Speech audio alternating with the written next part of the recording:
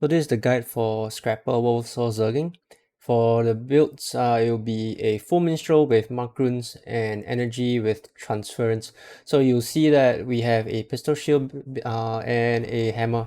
But know that when you are in combat, you will not be able to swap weapons. So this, I'll show you the two variations that you can play this build. Okay, so going over your weapon skills first, you don't really use your pistol skill much. There's not much to do with them other than just to tag enemies. The one that you want to focus on is the shield. With your shield 4, the first one is a channeling magnetic shield, which will help you to reflect missiles, but you don't really use it for that. You actually use the second part where you actually have a blast finisher and a knockback. So that's the main one that we will focus on. And then the second one where it's a channeling block, where if let's say you are in radius of the enemy and the enemy is hitting you, you will daze them, you stun them, sorry, you daze them, and then if you use the second part of the skill, you will throw a shield forward and you will stun them.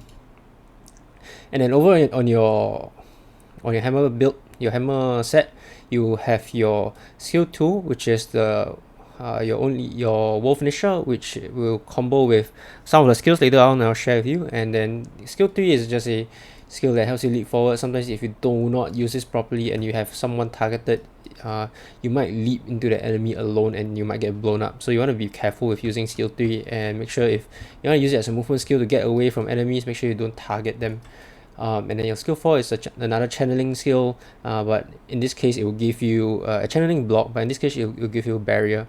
And your skill 5 is a long range stun, but know that the stun only happens on the first tick. Subsequent tick only damage and vulnerability application happens. So now we'll go over your utility skills. You firstly have your med kit. With your med kit, the skills that is very extra important is your skill 3, because it's a AoE cleansing skill that pulses. What you want to always do when you drop your skill 3 is this skill drops on your feet, so it doesn't follow you around.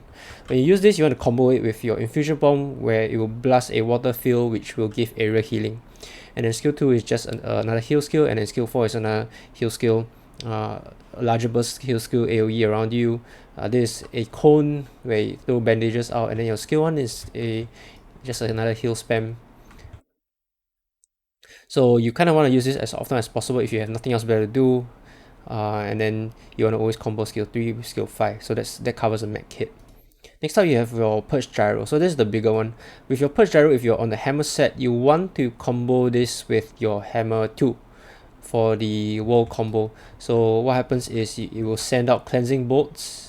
No cleansing bolts happened earlier, but you'll see that things will shoot out if it happens, and if those bolts hit your teammate, it will cleanse conditions.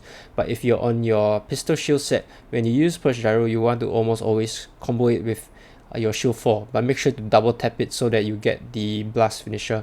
So when you use Purge Gyro, you use skill 4, double tap it. What should happen is that it will show area condition cleanse, which will cleanse 1 condi up to 5 targets for every blast that happens. But for some reason there's some bug going on right now where for Scrapper it doesn't show the text, but other classes it shows the text. So that's that.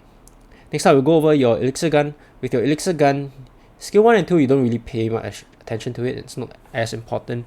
The ones that you want to pay attention to is your Fumigate. Your Fumigate is your strongest cleanse skill. It will cleanse 5 targets, 5 condis, yes. So this happens in a cone, and you almost want to always start off the fight with the Fumigate. Okay, the next part is your acid bomb and then your super elixir. So what happens is super elixir, with the first pulse it will remove 1 condi up to 5 targets, and then subsequent pulses it will just be a heal.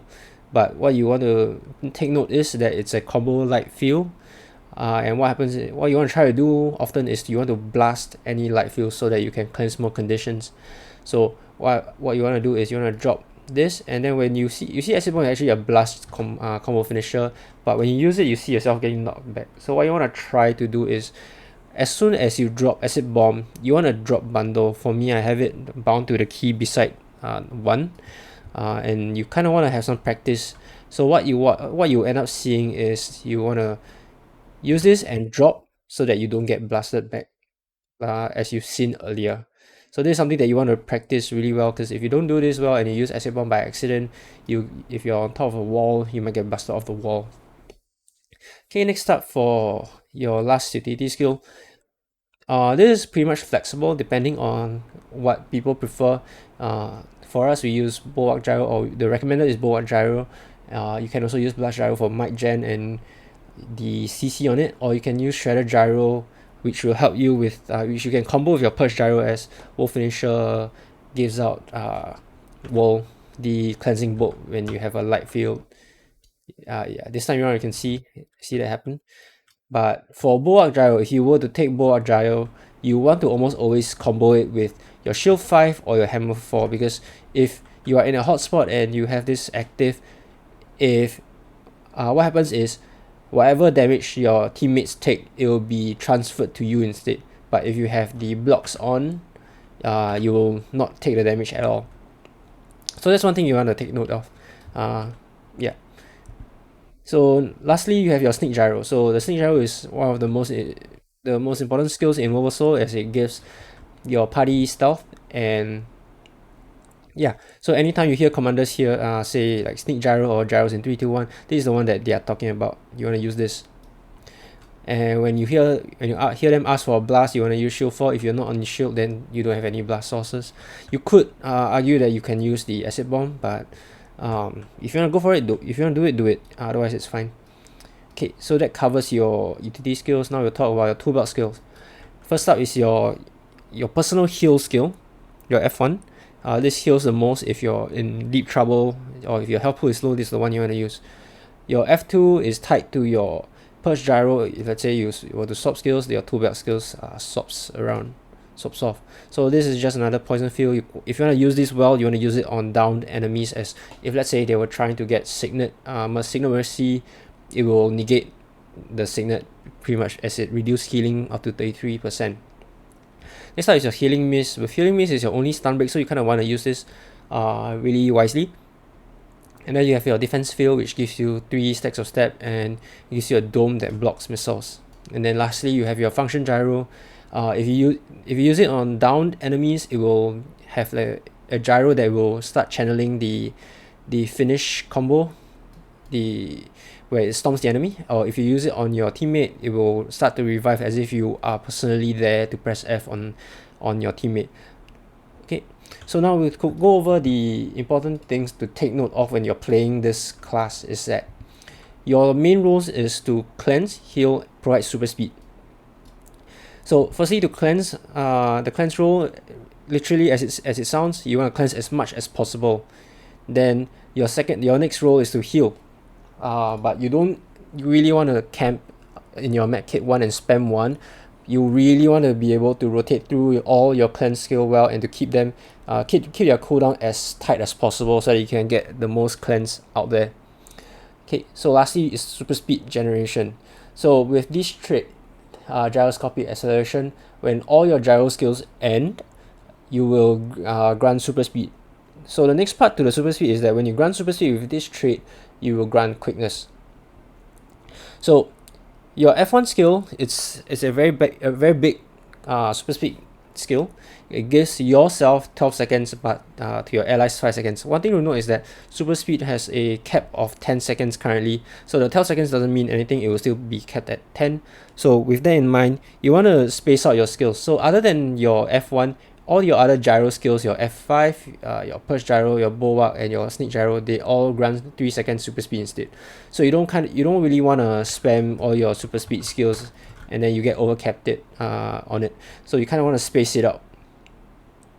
Okay, so you kind of want to have an internal timer of about 3 seconds before you use your next gyro skill, and then 3 seconds before you use another gyro skill or another super speed skill. So you kind of want to have some practice with that to space it out.